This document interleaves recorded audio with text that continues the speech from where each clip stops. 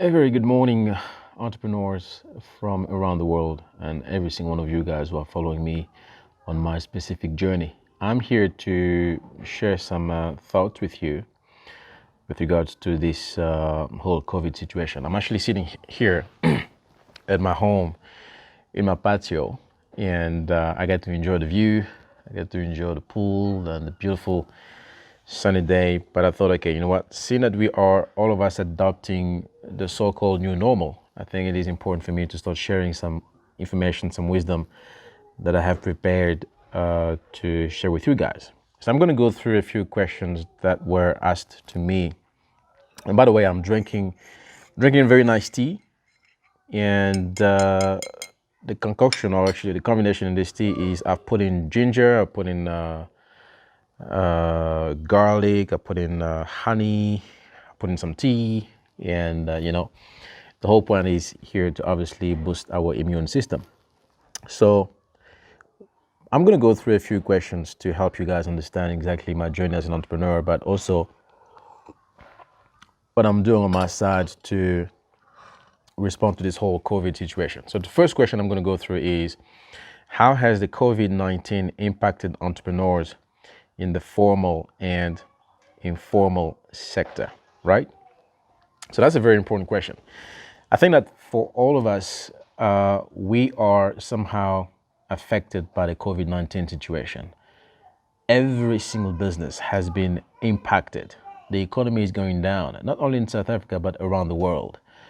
The question is, when the economy is going down like this, when we find ourselves in a crisis, what do we do as entrepreneurs for us to be able to level up the play field, and most importantly, to come up with new solutions that will ensure that we sustain, that will ensure we continue getting paid, that will ensure that we continue servicing our clients and all that kind of stuff. And considering where we are in South Africa, the unfortunate truth of the current market in South Africa is that the country has been downgraded, by the so-called credit rating agencies around the world. So we've got two that we know, Moody's and Fitch, who actually, I don't know why, but they decided in this very moment of crisis to downgrade South Africa's economy.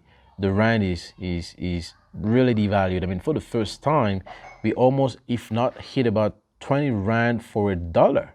I mean, that's ridiculous. Now, imagine the amount of, especially for those who are traveling out there, those who go to Dubai and overseas or whatnot. Imagine the amount of money that you're making in South Africa right now and having to spend either overseas or even now having to spend online for your services, for which you will most likely be able to pay in dollars. I mean, talking from my own experience, I was in Dubai about 5 weeks ago, and as